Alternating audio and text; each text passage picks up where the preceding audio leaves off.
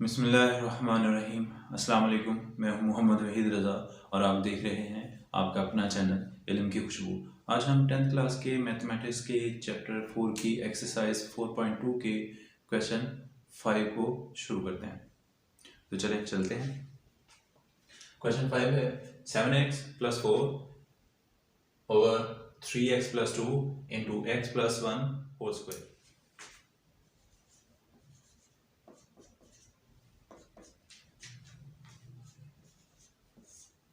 b over x + 1 and plus c over x + 1 whole square.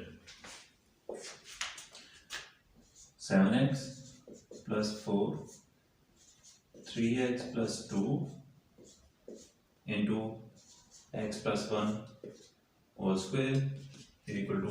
अब हमने इन तीनों का एलसीएम लेना है।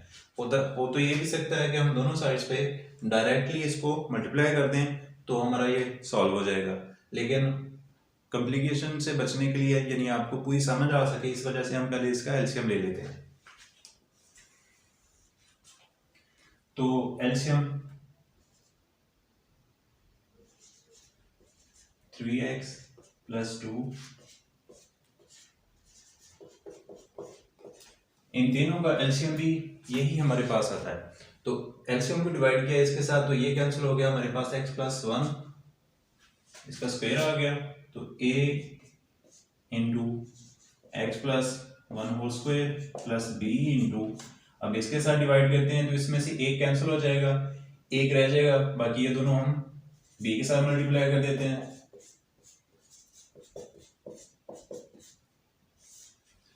अब इसके साथ एलसीएम को डिवाइड करते हैं तो ये कैंसिल हो जाएगा, ये 3x + 2 बाकी बचेगा जिसको हमने c के साथ मल्टीप्लाई कर देना है।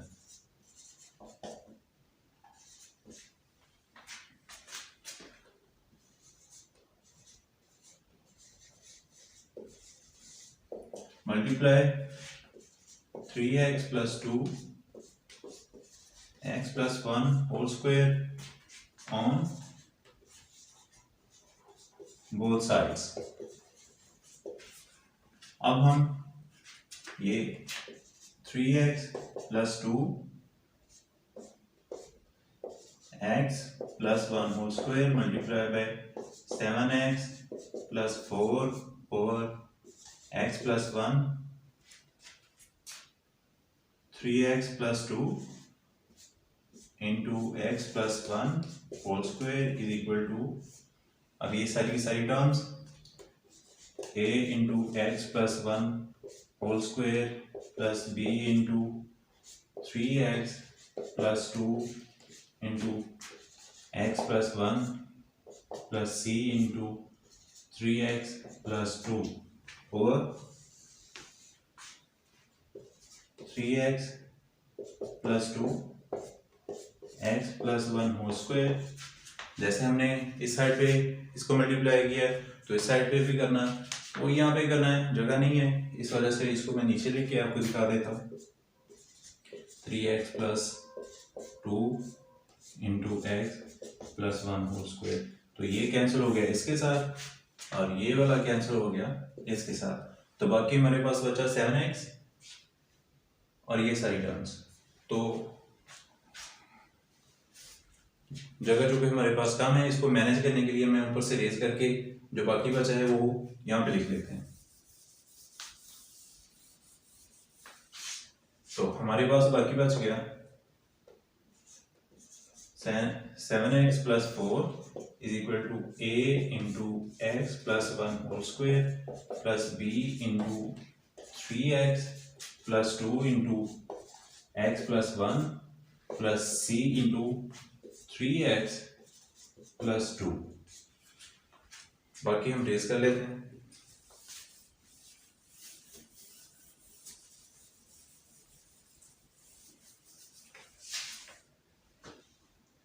Seven x + 4 is equal to, इसका स्क्वायर खोल दें तो ये है x² + 2x + 1 प्लस इन दोनों को अंदर मल्टीप्लाई करते हैं आपस में, तो ये आ गया 3x और x इसको मल्टीप्लाई किया 3x स्क्वायर आ गया, इसको इसके साथ किया तो ये 3x प्लस 2 को x के साथ 2x, 2 को 1 के साथ 2 प्लस c को अंदर मल्टीप्लाई कर देते हैं तो ये आ गया 3cx प्लस 2c। अब इनको a के साथ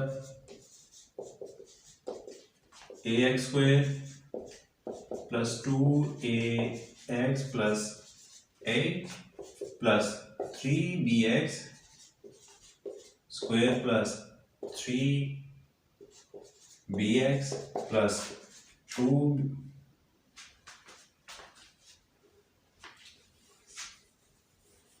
ये 3x plus 2x total 5x हो गए, तो हम यहाँ पे 5bx लिखते हैं। bx इस वजह से ये भी मल्टीप्लाई हो गए, फिर 2b plus 3cx plus 2c। अब हम इनको अरेंज कर लेते हैं। 7x plus 4 is equal to ax square plus 3bx square. x square वाली हमने पहले लिख ली, अब x वाली 2ax plus 5bx plus 3cx plus, अब x के बगैर जो है हमारे पास a प्लस 2b प्लस ये 2c। अब इन दोनों में x स्क्वायर कॉमन आ रहा है, इन तीनों में x कॉमन आ रहा है और ये इसके अंदर x मौजूद ही नहीं है। 7x plus 4 is equal x square common आ गया, पीछे रह गया a प्लस b प्लस इसमें x कॉमन है तो ये 2a plus 5b b plus 3c। अब इनके अंदर x नहीं है तो इसको लिखते हैं x नॉट। x नॉट का मतलब x की पावर 0 है, जिसकी पावर 0 होती है वो 1 होता है, तो 1 को अंदर मल्टीप्लाई करेंगे तो इन टर्म्स का इन वैल्यूज के अंदर कोई फर्क नहीं पड़ेगा। तो ये x a plus 2b plus 2c। अब हम इस इक्वेशन का नाम हमने रखा था z और इसका नाम हम 1 रख लेते हैं, ये वाली। तो अब देखें, सबसे पहले हम इसके अंदर से ले लेते हैं x from equation 1। x plus 1 को हमने रखा 0 के बराबर, तो x इज इक्वल टू 1 दूसरी तरफ जाके -1 हो गया। अब इसको इधर से लिखते हैं, इधर लिखते हैं पुट इन इक्वेशन 1। तो -1 को हम अगर यहां पे रखते हैं तो -1 प्लस 1 0, तो ये 0 हो जाएगा। -1 को यहाँ पे रखा तो ये 0 हो गया, इसके साथ मल्टीप्लाई 0 हो गई, ये सारे के सारे 0 हो गए।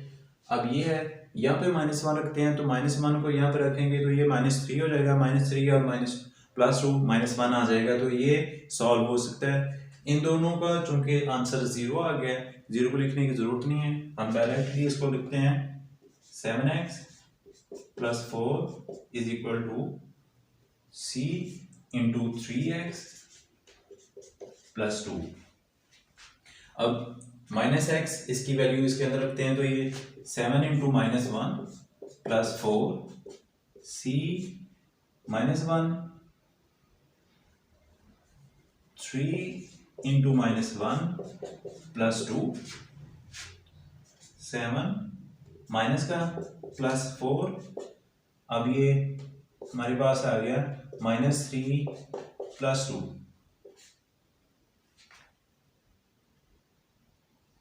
सी बाहर है। अब ये -3 बाकी बच गया और यहाँ पे -c आ गया। c के साथ माइनस के साथ हमने माइनस कैंसिल कर दिया तो c इज इक्वल टू हमारे पास आ गया 3। अब ये हम कहीं साइड पे लिख लेते हैं,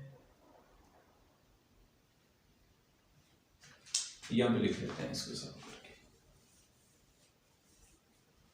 ये इक्वेशन 1 है, आपने याद रखना है c इज इक्वल टू 3। अब a और b की वैल्यू भी हम यहीं से करेंगे। अब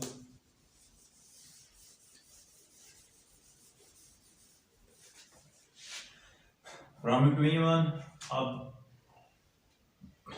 हम लेते हैं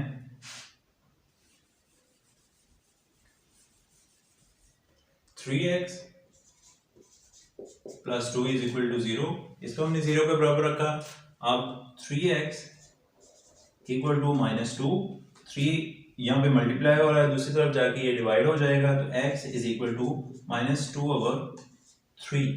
अब हमने इसकी वैल्यू यहाँ पे रखेंगे तो ये 0 हो जाएगा, ये सारी वैल्यू 0 हो जाएगी।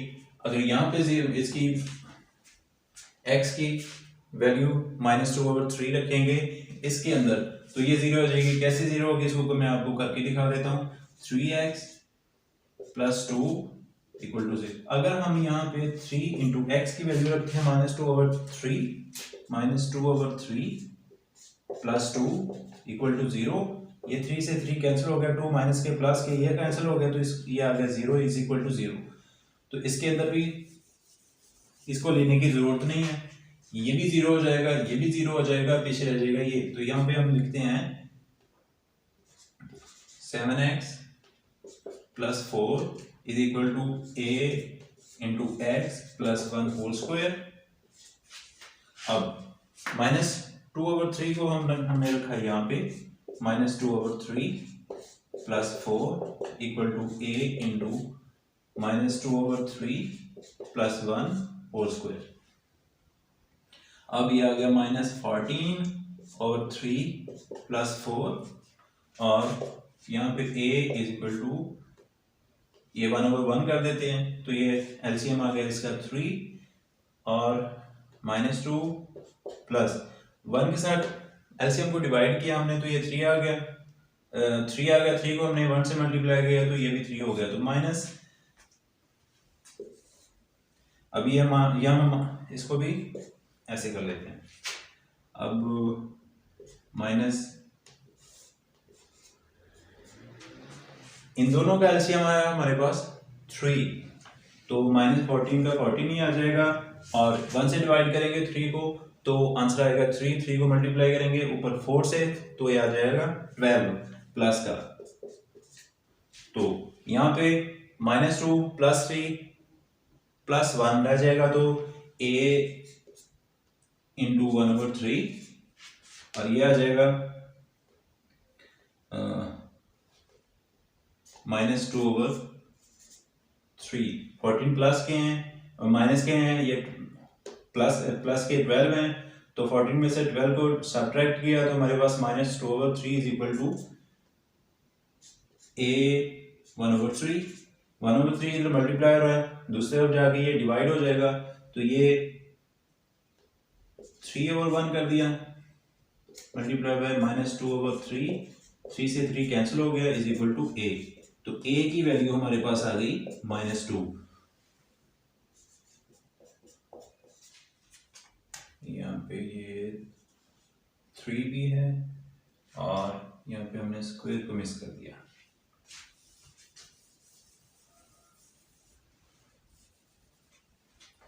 अब यहाँ पे इन दोनों का हमने एलसीएम ले लिया, ये 3 ही आ गया, तो 3 से डिवाइड किया तो 1 -14 ही इधर आ जाएगा, और 1 से डिवाइड करते हैं एलसीएम को तो 3 आएगा। 3 को 4 से मल्टीप्लाई किया तो ये आ गया 12 प्लस का प्लस 12 इज इक्वल टू, अब ये तो ये आया -1/3 प्लस का है -2 है, तो +1/3 a इज इक्वल टू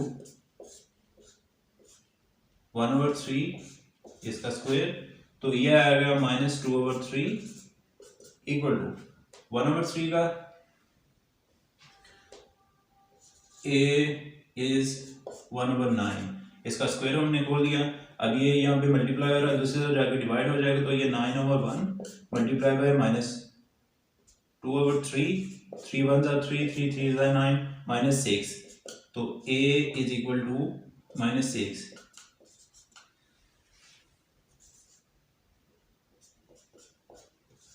-6। अब हम इसको सॉल्व कर लेते हैं। हमने b की वैल्यू को फाइंड आउट करना है, तो b की वैल्यू को फाइंड आउट करने के लिए हमने ये 4 स्टेप्स किए हैं।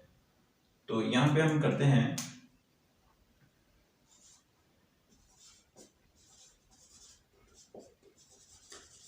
Equating the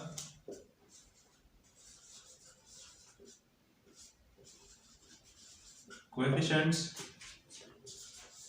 of x square on both sides। तो हम x स्क्वायर के कोएफिशिएंट्स को दोनों साइड्स पे इक्वेट कर लेते हैं। यहाँ पे x स्क्वायर हमारे पास नहीं है, तो इसका मतलब ये 0 है, और x स्क्वायर है नहीं तो 0 होगा। और यहाँ पे इसका कोएफिशिएंट है a प्लस 3b।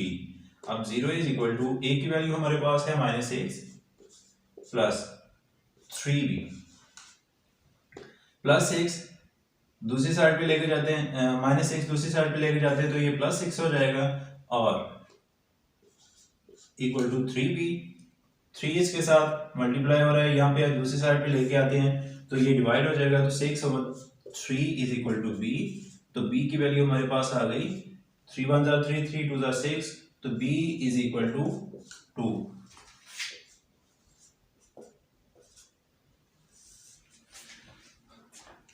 हमारे पास a, b और c तीनों की वैल्यूज आ गई हैं। अब ये हम रेज कर सकते हैं, तो इस पे करते हैं।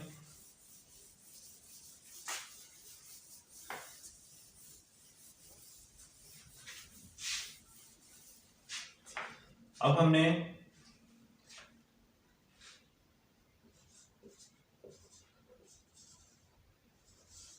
putting the values a, b and c in equation g, तो 7x plus 4 3x plus 2 into x plus 1 whole square is equal to a हमारे पास -6 है, तो -6/3x plus 2 प्लस b की वैल्यू हमारे पास 2 है, तो 2/x plus 1 प्लस c की value हमारे पास 3 है, तो 3/x plus 3/x plus 1 whole square. तो ये आपका 5th क्वेश्चन कंप्लीट हुआ। वीडियो पसंद आए तो लाइक कीजिए, सब्सक्राइब कीजिए। मिलते हैं इंशाल्लाह नेक्स्ट वीडियो में नेक्स्ट क्वेश्चन के साथ। तब तक के लिए अल्लाह हाफिज।